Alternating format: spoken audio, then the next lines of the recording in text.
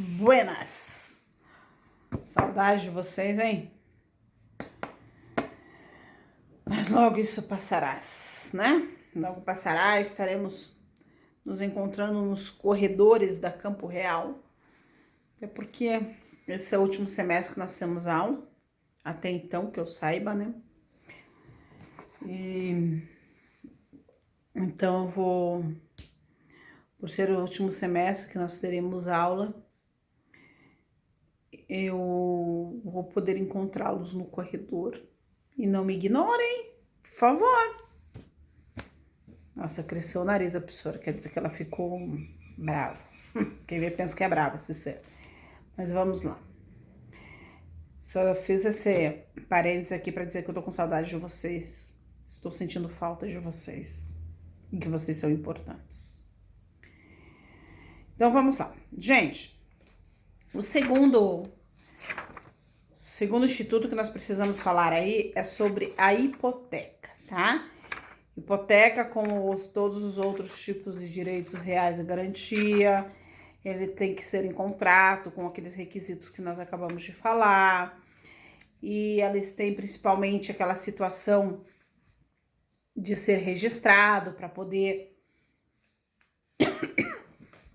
realmente ser constituído um direito real de garantia, tá? A hipoteca, ela está prevista no artigo 1000, deixa eu achar aqui, 1473 a 1505 do Código Civil, ok? Esses são os artigos que dispõem, né, sobre o direito real de hipoteca. O que vai diferenciar a questão da hipoteca em relação ao penhor? É o objeto. O que pode ser objeto de um direito real de garantia, tipo hipoteca. Tá? Isso é uma das principais diferenças em relação à questão da hipoteca para o penhor. E para eu saber quais são os bens passíveis do direito real de garantia tipo hipoteca, eu preciso tão somente abrir o 1473, que ele deixa muito claro, é o primeiro artigo que já dispõe, podem ser objeto de hipoteca. Aí nós temos uma relação farta, né? Temos 10 incisos ali em que dispõe o que pode, o que não pode, o que pode ser objeto de hipoteca, tá? Então, eu gostaria realmente de que vocês observem essa questão desse artigo para não tirar para não deixar nenhuma dúvida do que pode ou não pode ser objeto dessa garantia, ok? Aqui nós temos que falar sobre as partes né? Quem são as partes desse direito real? Também credor e devedor, e aqui nós vamos chamá-los de credor hipotecário e devedor hipotecário. Então, lá no penhor é pignoratício, aqui hipotecário.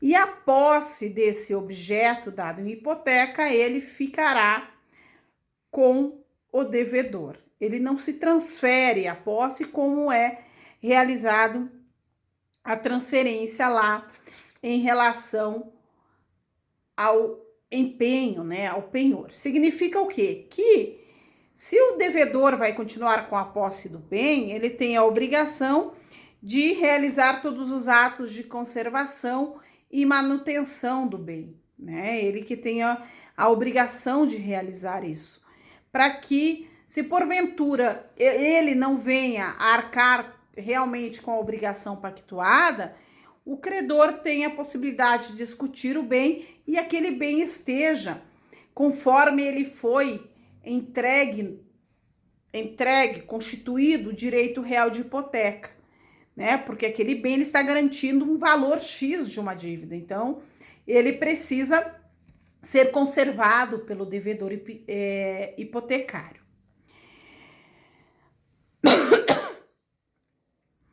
Sempre lembrando que se eu tenho a hipoteca do principal, subentende-se que eu tenho a hipoteca do acessório, né? Então, eu preciso, se eu quiser livrar a questão da hipoteca do acessório, eu tenho que constar devidamente nesse contrato que eu constituí essa hipoteca, essa situação de retirada, né? Por quê? Porque quando nós falamos em constituir um direito real de hipoteca, como eu já falei lá na parte geral dos direitos reais de garantia, nós precisamos deixar bem claro o que nós estamos dando em garantia. Significa que nós precisamos delimitar. Isso surge tão somente, nada mais, nada menos do que o princípio da especialidade, né? Eu preciso especificar, determinar qual é o objeto pelo qual eu estou constituindo um direito real de garantia. Ok? Então, eu verifiquei que na hipoteca a posse do bem dado em garantia continua com o devedor, ele que tem a obrigação de conservação e manutenção, e as partes são os credores, são credor hipotecário e devedor hipotecário, ok? Nós temos algumas espécies de direitos reais de garantia tipo hipoteca, que nem o penhor. Aqui nós temos 3 espécies: a convencional, a legal e a judicial. A convencional é aquela em que nós acabamos de ver até agora, é aquela que se constitui pela vontade das partes, em que as partes celebram lá uma obrigação principal e o devedor constitui em um bem, um imóvel, né, por exemplo, uma hipoteca, uma garantia, que se de repente ele não cumprir com a obrigação principal, o credor vai poder escutir esse objeto e fazer a venda para receber o valor equivalente àquela dívida, aquela obrigação principal. Aí nós temos a hipoteca legal, né? Que é aquela hipoteca que ela é concedida para algumas pessoas pela legislação. As partes, elas não precisam convencionar. A própria legislação, ela vai declarar que aquelas pessoas têm uma hipoteca legal em relação a determinado bem.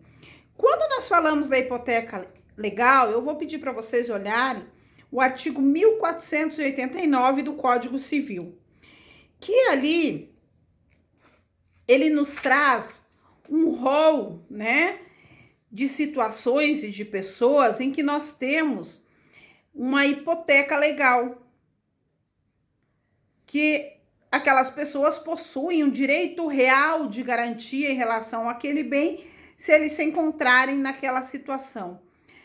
Exemplo,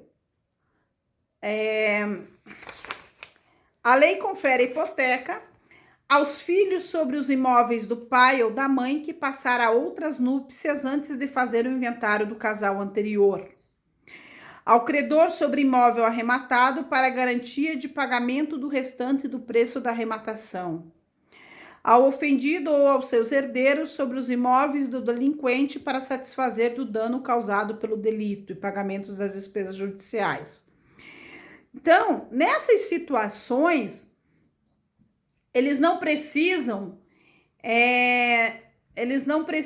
nem constituir, porque a legislação já dispõe que eles têm a hipoteca legal. Significa que se ocorrer alguma situação e eles forem lesados, eles tiverem alguma situação para reivindicar, eles já têm uma garantia, eles já podem ir lá no bem do imóvel, eles podem ir lá discutir aquele bem para optar, para ter, né, a questão dessa obrigação devidamente quitada, observada. E nós temos, por fim, a hipoteca judicial. Essa hipoteca judicial é aquela em que vai ser determinada judicialmente, dentro de algum processo judicial, o juiz, numa sentença condenatória, já estipula, já consta a questão da hipoteca, tá? Isso é a questão da hipoteca judicial, aquela que decorre de uma decisão judicial dentro de um processo, de um determinado processo. A partir do momento que eu consigo diferenciar as espécies dessa hipoteca, nós precisamos verificar quais são os efeitos, né? De eu ter ou não ter um direito real de garantia tipo hipoteca. O primeiro efeito que eu tenho que entender é que existe uma limitação no meu direito de propriedade como devedora. Eu tenho direito de propriedade, eu continuo podendo usar, fruir, dispor desse bem, mas está limitado esse meu direito de propriedade. Significa, muitas pessoas falam, mas se você tem uma hipoteca, você não pode vender. Eu posso vender. Só que o comprador, ele vai ter consciência de que ele está adquirindo algo que foi dado em garantia. E que se porventura eu não efetivar o pagamento da dívida principal, da obrigação principal, ele pode vir perder aquele objeto. É o que ocorre com a evicção. Por quê? Porque ele adquiriu o objeto tendo conhecimento da hipoteca, ok? Outra situação que nós temos que ver é a questão da possibilidade de mais de uma hipoteca sobre o mesmo bem.